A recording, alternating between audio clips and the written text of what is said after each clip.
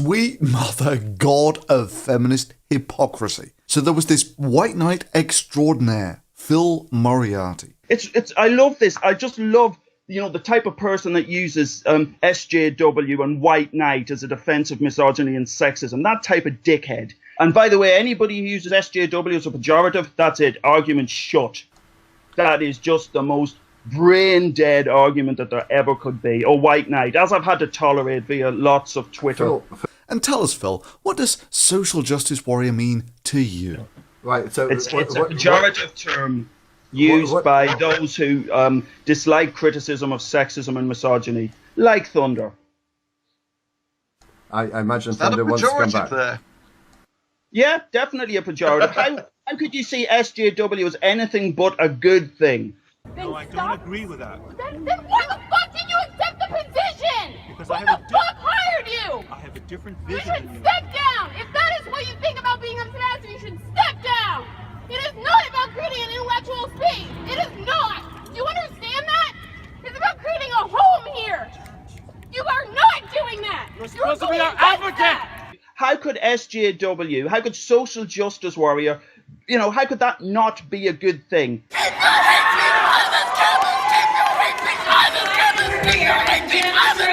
Because people are typically judged on the actions. So if you're saying that you disagree with her approach, it means that you are vested in the Western and Eurocentric way of understanding, which means you yourself still need to go back internally, decolonize your mind. Yes, you've got to go back and decolonialize your mind of all that horrible stuff about trying to form predictive models of utility about reality. Yeah, all that predictive stuff, you've got to get rid of that if you want to study decolonialized science.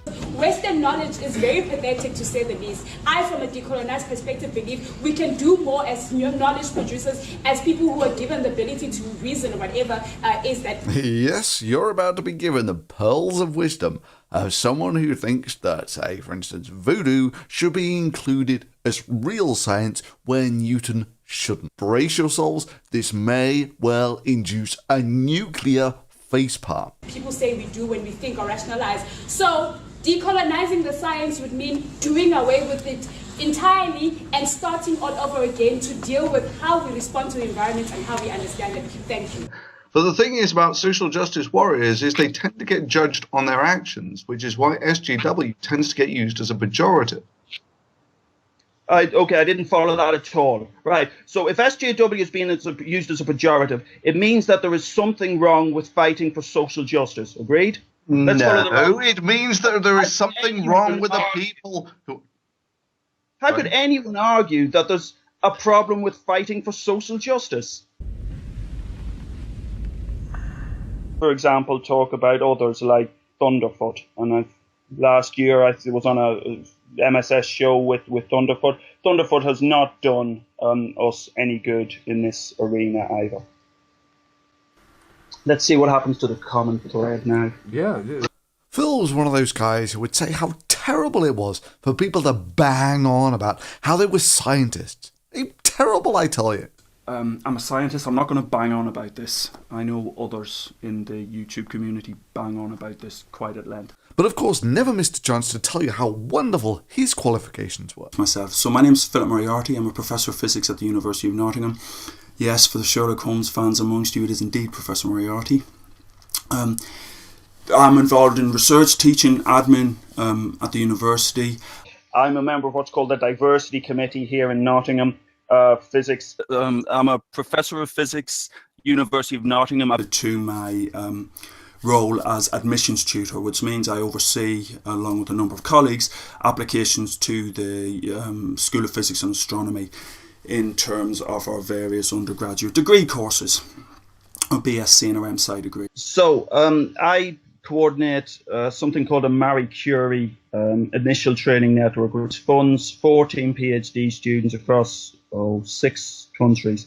I'm not going to bang on about this. I know others in the YouTube community bang on about this quite at length. I've written a couple of blog posts on this. It's something that concerns me a great deal, because not only am I a member of that diversity committee, as I said before, I'm also undergraduate admissions tutor. Very keen to look at sort of gender balance and look at, number of girls coming in to do physics, number of boys doing physics. Naturally, even though the university where he works, as with most British universities, had more women going to them than men. At the moment in the UK, certainly in 2015, in terms of the gender balance of those going to university, it's tipped very heavily in favour of females, actually a 9.2% difference. Now, he wasn't interested in addressing that sexism, because, it's only sexism when it happens to women. So, yeah, of course, he was only interested in the sexism when the minority was women. Earlier on DPR, where the gender balance is much better. With physics, it's 20%, and it's stuck at 20% in terms of undergraduates. And Tim Hunt's comments, even if they were meant as a joke, are not at all helpful. And yeah, that's the same Tim Hunt, the Nobel Prize winner, who got lynched because a feminist lied about it. You put this in the context of the Royal Society just last year had a major story and a major amount of attention it really didn't want, because out of the 43 university research fellowships it awarded, 2 went to women. Of course, Phil doesn't mention that they were independently peer-reviewed, like how academia normally assesses grants. Because these people have this crazy notion that academia should be a meritocracy and shouldn't be in the business of saying, well, I'm sorry, I know you wrote about a grant, but now we have to give the grant to this poorer application because she's got a vagina. And yeah, this is the guy who wants you to use your full name and employer whenever you're on the internet. Where are you working at the moment, Thunder? You're in. What is your name anyway? It's Phil, isn't it? So let's call you Phil. I'll go by Philip. But let's call you Phil. So where are you working at the moment? Germany? It's Heidelberg, is it? Well, let's not. Yeah, Let's. No. Well, this is one other thing I really don't quite like is the whole sort of anonymity idea. But if Thunder's going to stand by his comments, let's. Professor. After all, these are just silly people using their silly monikers. I just find it ridiculous that a man who's like me is in his 40s has to hide behind a pseudonym. Who want to keep a little distance between themselves and their employers.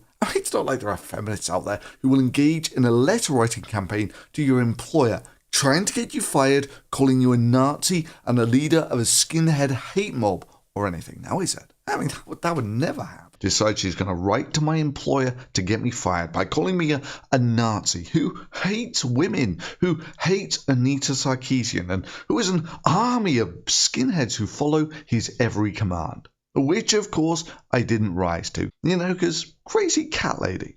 Actually, now that I think about it, it wasn't just one letter, it was a letter-writing campaign. People decide they're going to start a letter-writing campaign, or they're going to, people en masse are going to contact his employer. With the intention of getting me fired. I spoke as an employer, and I said, effectively, he is besmirching their reputation, and that they should basically give him the choice of either continuing to do these kinds of videos or continuing to be a scientist. If you fucking lose your job, that's on you. If I lose my job for deciding to go online and have a message, that's not the person's job or fault that tried to fucking contact my employer.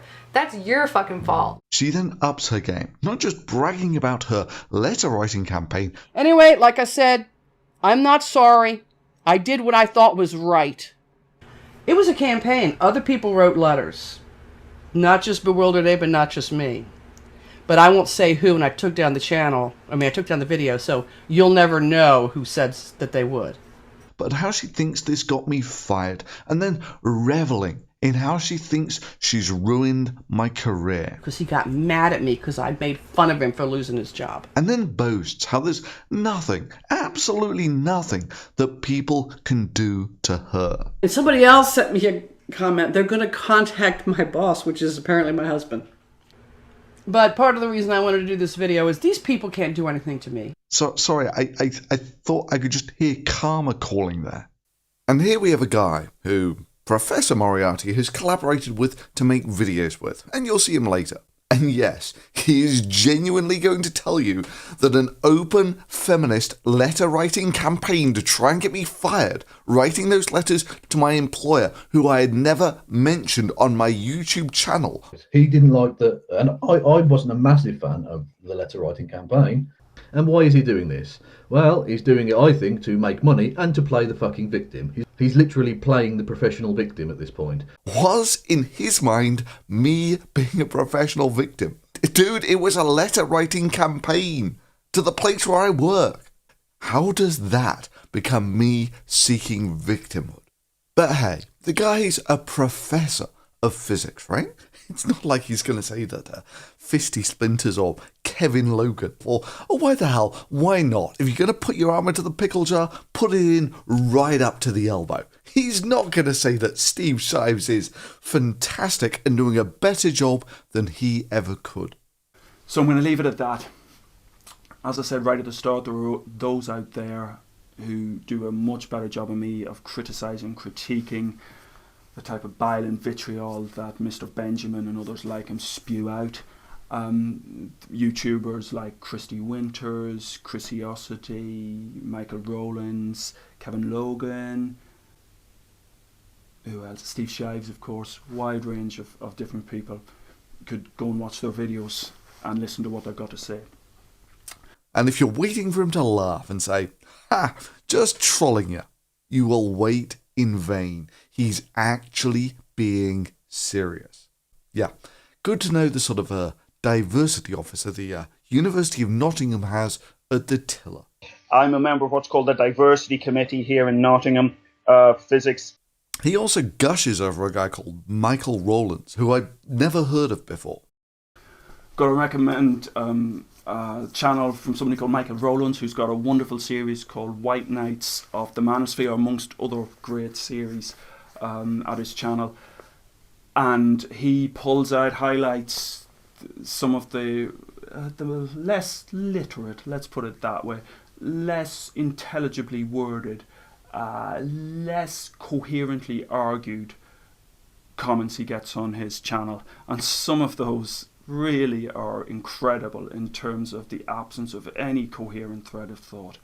Well, I'd never heard of or paid attention to this guy before, but as it turns out, he rolled up on my Twitter feed the other day. I was tweeting about how I just smelted 1 kilogram ingots of bismuth and lead. And what's the amazing retort of this logical genius champion? Well, he used his feminist logic to somehow connect a tweet about bismuth ingots to Anita Sarkeesian. Oh, wow, that's the smart logic of a feminist white knight champion. Now, Phil and I met on a talk show called the Magic Sandwich Show many moons ago, but he just couldn't accept this part that we're a sexually dimorphic species, no matter how many times and how slowly I explained it to him. Start with the basics. Do you disagree that there is sexual dimorphism between men and women? Let's stick to the point. No. Tell me, are women and men and women sexually Thunder, let's use your thing. I can't remember what your metaphor about dogs, whatever it was. Let's use that one. I don't really care about that. I couldn't care less. What I care about is the point in hand as to the claims that women are less capable of doing physics than men, which seems to be where you're going. No. He didn't say that. He didn't say that. Okay, explain to me where you're going, Thunder. Okay, let's start with the basics. Do you think that the reason that women don't run as fast as men is a matter of choice or biology? That doesn't matter, right? Yes, it does. Yes, it absolutely does. No, and that's the weirdest false dichotomy right there. Right? We're starting from the basics. Are there actually biological differences between men and women? I care about what I see what. Where is your evidence? Big.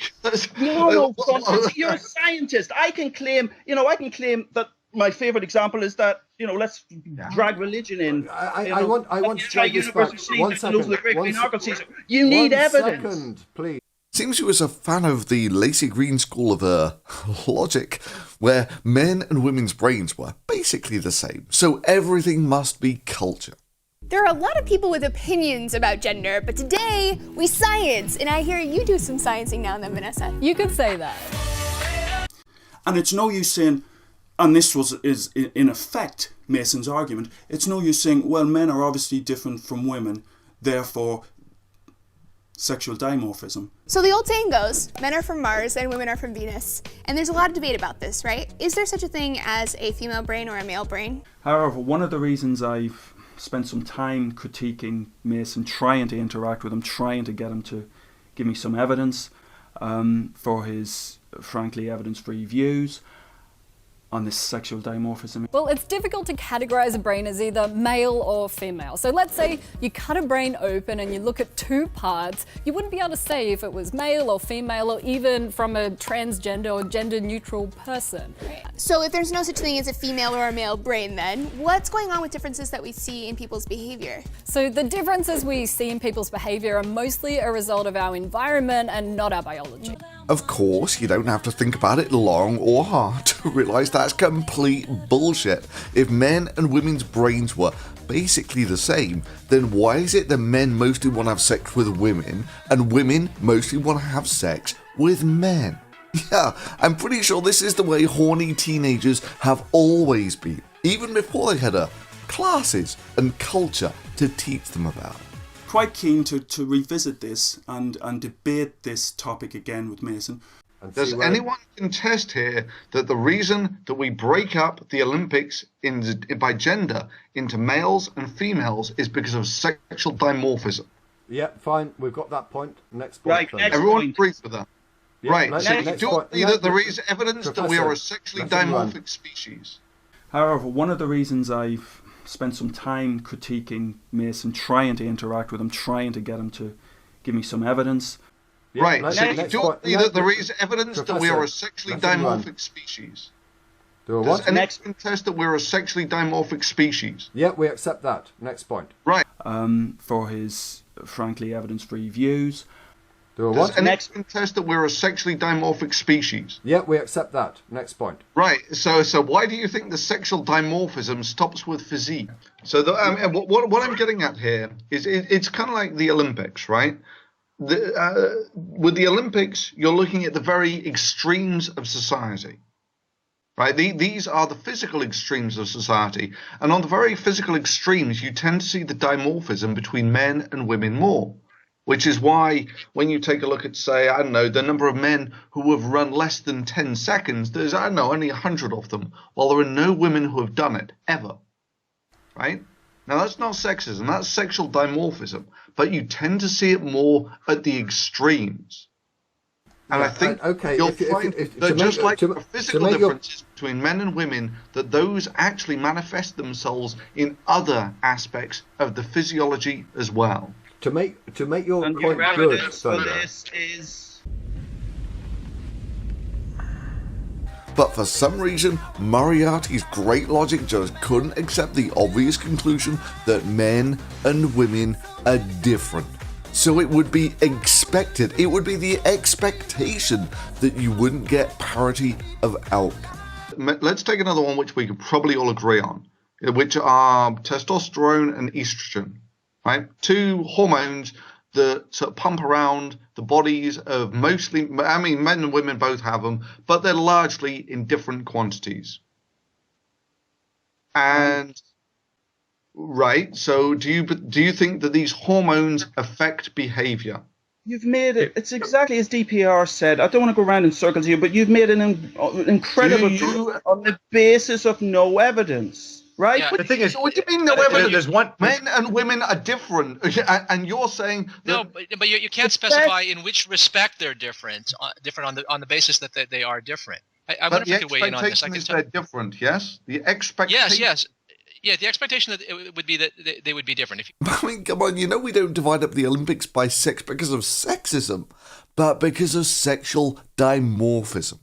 But no. Moriarty was absolute. Just because you're shown we're a sexually dimorphic species and wouldn't expect equality of outcome, he just comes out and says, yeah, but what's your evidence that that's true? Or whatever. As well. To make your point good, Thunder. I mean, it's like accepting the theory of gravity and then say, yeah, but what's your proof there's actually gravity on the far side of the moon? Where's your evidence for that? Now, at the time, I just didn't deem Moriarty worthy of a response. You know, when someone says that Steve Shives is wonderful, warning, He, however, couldn't leave it alone. So after we exchanged a few fairly polite emails, I just told him, as a professional courtesy, that I was actually kind of busy and didn't really have time for it then, and maybe he should contact me again when I was less busy. He still wouldn't leave it alone. So I thought, fuck it, I'll just troll the guy for the lulz. Seriously, in one portion of this email exchange, I wrote him an entire 70 words, to which he replied with over 3,500. When I said, learn brevity, I might have had a point. But Phil had to get his condescending opinions in there about, Dear Phil, I'm enjoying this exchange a great deal. It's remarkably informative, despite, actually make that because of, the semi-literate brevity and amusingly weak evasiveness of your responses. You're a research scientist with a PhD who apparently can't parse a few paragraphs of text. It's beyond your reading comprehension and debating capabilities to respond, in grammatically correct and coherently phrased English, to a detailed rebuttal of your evidence-free arguments. Really?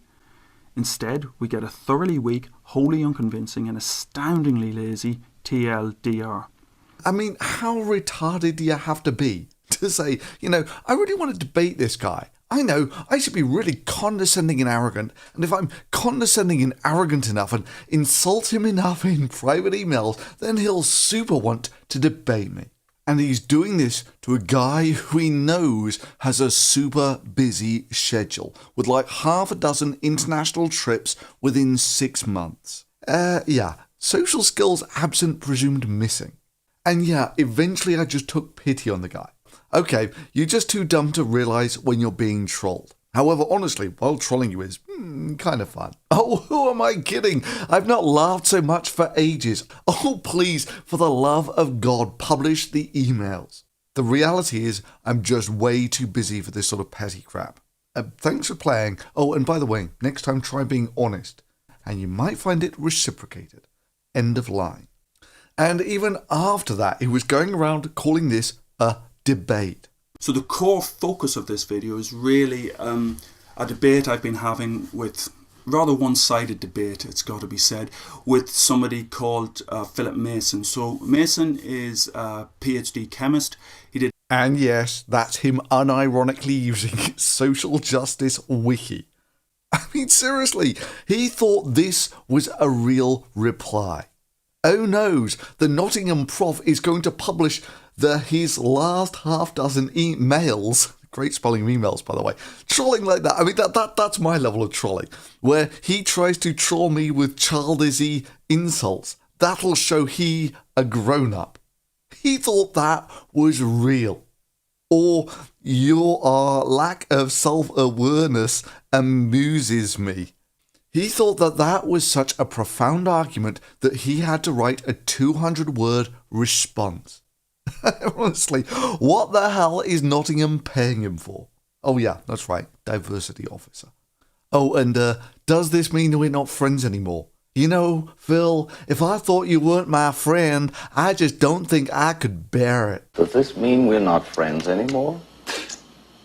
Ed, if I thought you weren't my friend, I just don't think I could bear it.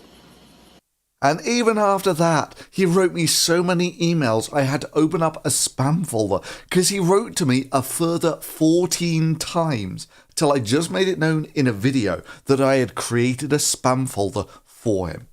I mean, Jesus, dude.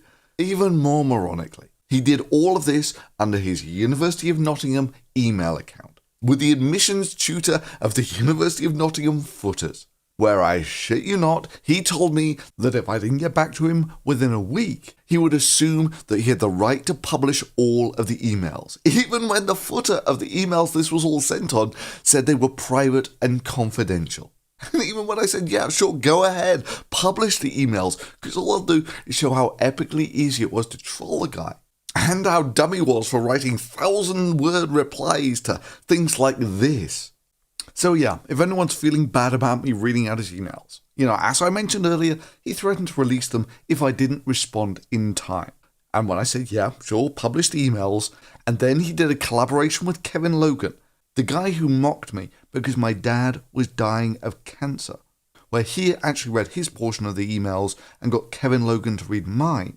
And then he got Kristi Winters to promote it. Yeah, I think he might have crossed the line of putting this into the public domain himself. Yeah, let's just remind ourselves of the caliber of feminists that Professor Moriarty thinks that can represent feminism better than he can. As I said right at the start, there are those out there who do a much better job than me of criticising, critiquing the type of bile and vitriol that Mr. Benjamin and others like him spew out.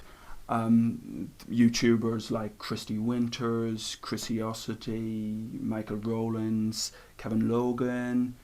FYI, the reason I stick with my childish pseudonym is because I like to think that an idea stands on its merit.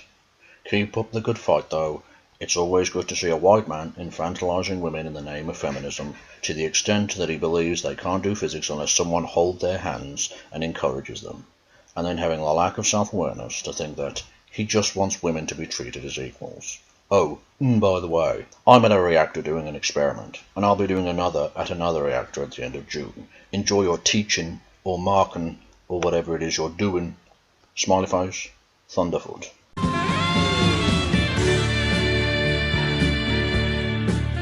As I said right at the start, there are those out there who do a much better job than me of criticising, critiquing the type of bile and vitriol that Mr. Benjamin and others like him spew out.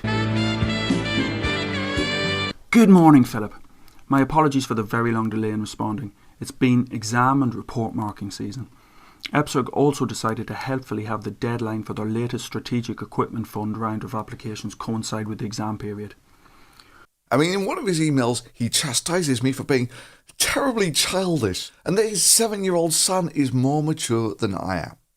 You're in your 40s, Philip, and a reasonably accomplished postdoctoral researcher with a PhD in chemistry. I can't believe it's entirely beyond your wit to address my points without sounding like a 7-year-old child in a playground. Actually, that's rather unfair of me. My son's 7 and he's capable of much wittier and pithier riposte than her head up your arse. Oh, freaking A, feminism there. Even better, let's just give him the benefit of the doubt for the moment and say everything that he says is correct and I'm more childish than his 7-year-old son. That means a grown professor of physics in his 40s wrote well over 5,000 words to try and debate someone when they considered them less proficient than their 7-year-old son. Which is especially ironic given the advice of his favourite feminist who he actually invited to give a talk at Nottingham University, Kristi Winters. It would be good to either have you there as a sort of video presence or indeed in person to do a session, to do a seminar for that.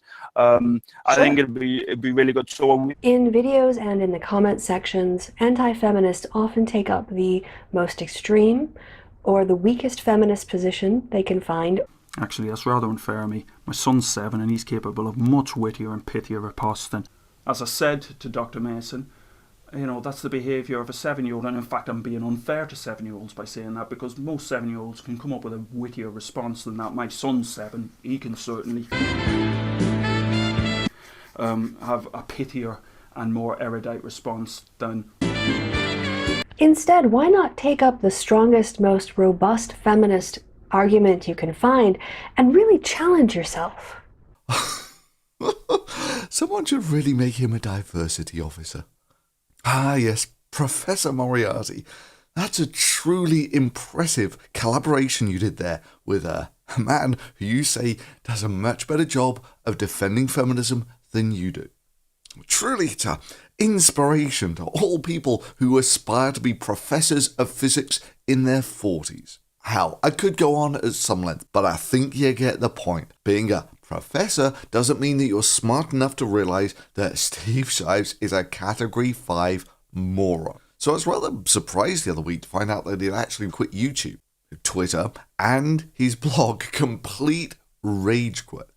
Well, my first thought was maybe he had some sort of epiphany about all the crap he'd actually spouted and just quit out of shame.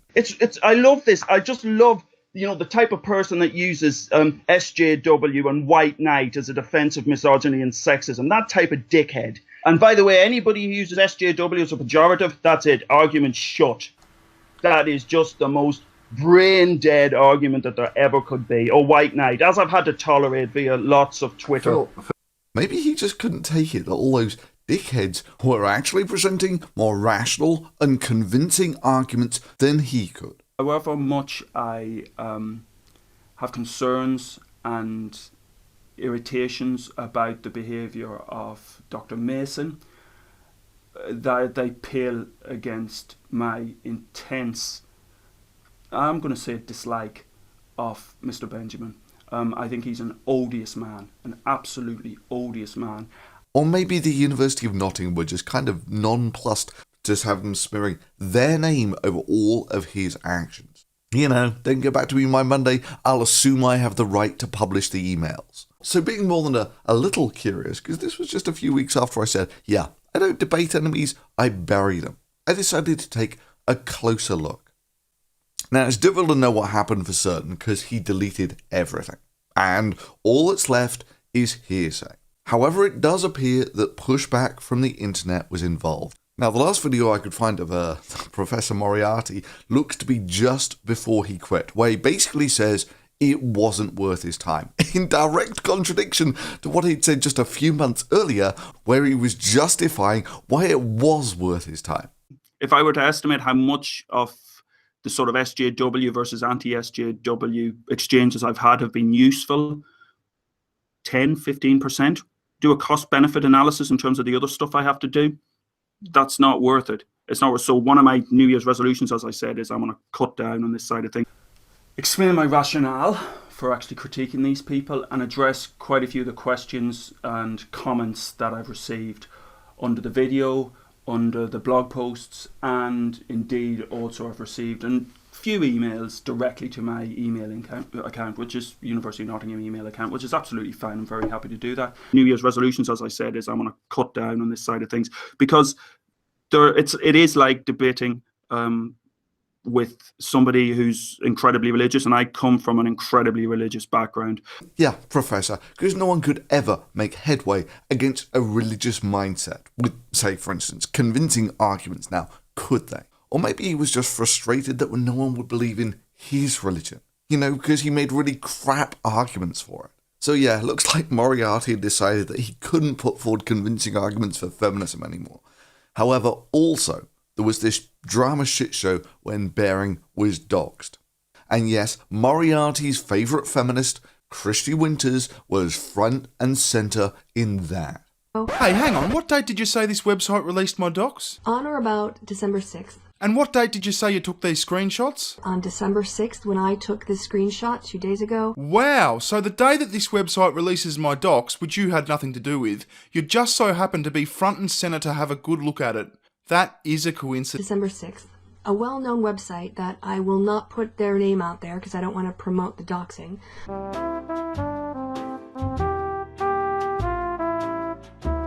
Again, I'm not going to give the name of this website because the amount of personally identifying information on that website is quite extensive.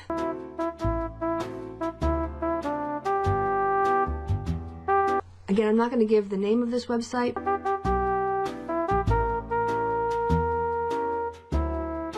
Again, I'm not going to give the name of this website.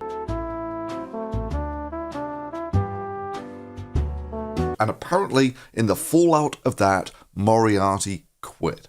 Now, for me, there are some de facto rules on free speech, even if they're not written as such. 1.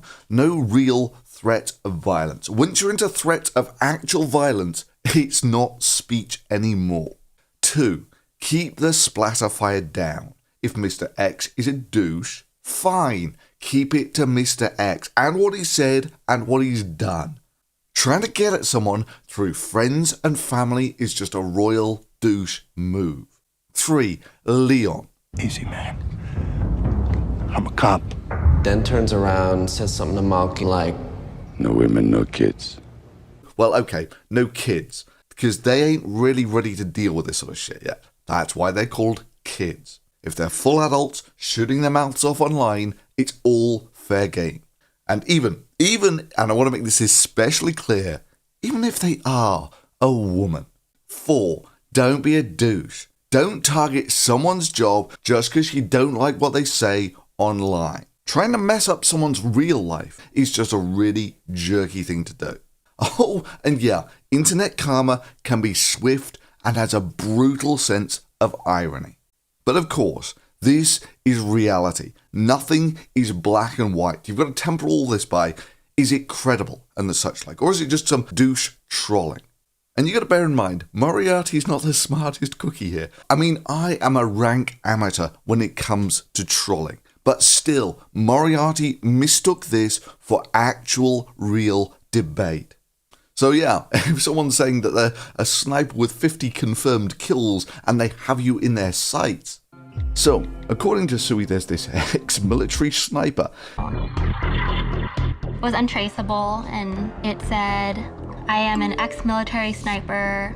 You are prepared to die. I'm outside your house. I have a target on you.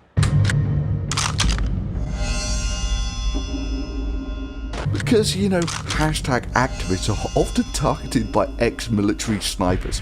Indeed, it's now officially the third leading cause of death in America. And this professional sniper was so hardcore that, of course, he sends a message to his target telling he's got his sights on her or something. Because, you know, snipers do that these days. And of course, you know that all American snipers can be thwarted just by closing the shutters, packing and leaving through the front door. Because it's well known that military snipers are incapable of hitting targets leaving through the front door carrying heavy bags. I really did think that there was a chance that I could die. The police really weren't any help at this point. What? The police really weren't any help at this point. It was kind of just this survival mode. And that sort of thing makes you flee your home. I think you're ready to have a dramumentary made about you on the Sci-Fi Channel. Or of course, if it's humour. I mean, if every dad who said, I'm going to kill you if you do that again, was taken at face value, every parent would spend half of their life in jail. Okay, so the word on the grapevine was Moriarty quit in the fallout of the Bering doxing shit show. Because someone threatened his family. Hard to tell if it's true because he deleted everything. Might be completely on the level, or it might be just that, well, we know he was looking to quit and that he was overinterpreting some comment in that this would have just been an excuse for him to quit and look like a martyr. So this, and I want to make this really clear, is 100% of rumour and hearsay. Now, if true, and let's just assume for the moment that this is the worst. Sure, this violates every rule on free speech. No threats, no splatter fire, no kids. But then again, Moriarty did not play this in the smartest fashion possible. I mean, I remember distinctly looking at his blog and seeing his kids on there and thinking, dude, what the hell are you thinking? The first shithead you run into on the internet will just try to use those to burn you. Again, it's kind of hard to show because he set his blog to private and no one thought it important enough to archive.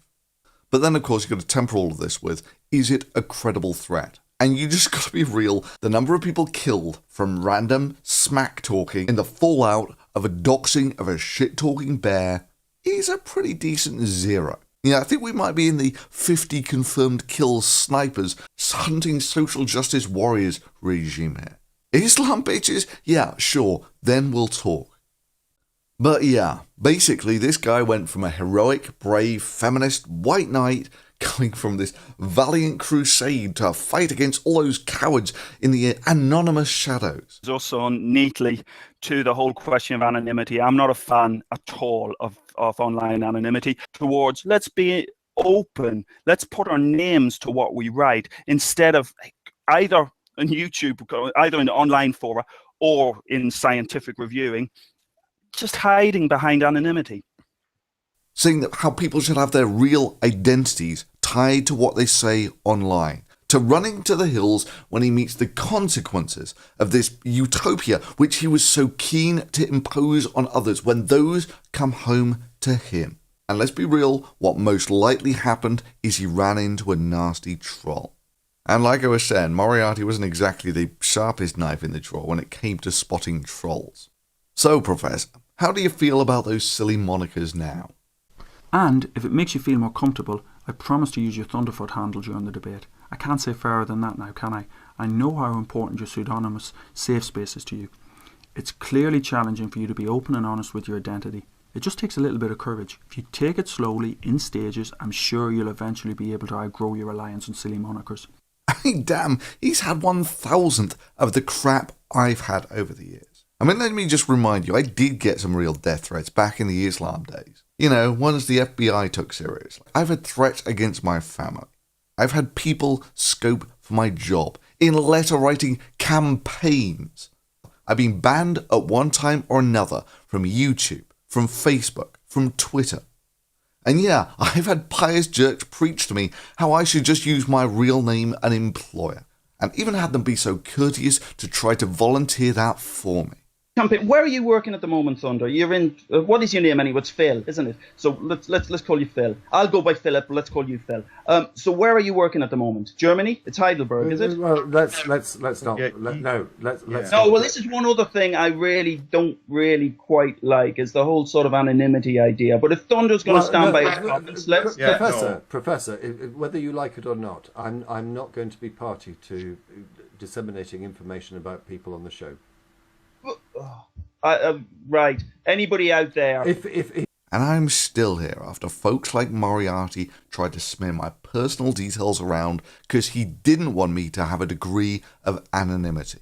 So yeah, best guess at what happened, you know, in the absence of anything concrete. Moriarty, who of course was so keen to remove anonymity from others, you know, along with the allies he made videos with. Why is it that you go on and fucking on about safe spaces and trigger warnings and delicate little flowers, but continue to hide behind your cartoon avatars and your childish pseudonyms, and whenever anyone calls you out on your sexist, racist, homophobic, bigoted rhetoric, you... He merely got a glancing clip of the spotlight he wanted shone on everyone else. A glancing clip by a troll who had no respect for the rules. A royally douchey troll. And that's all it took to convert Professor Moriarty from a valiant white knight, social justice warrior extraordinaire to a jelly for backbone coward. Truly setting a wonderful role model for all of those women to look up to in physics. And yeah, I really don't like people who break all the rules. But honestly, it would be a damn sight easier to empathise with him had he not been such a condescending arsehole who had just got hoisted on the very lack of anonymity he agitated so hard to impose on others. And if it makes you feel more comfortable, I promise to use your Thunderfoot handle during the debate. I can't say fairer than that now, can I? I know how important your pseudonymous safe space is to you. It's clearly challenging for you to be open and honest with your identity. It just takes a little bit of courage. If you take it slowly, in stages, I'm sure you'll eventually be able to outgrow your reliance on silly monikers.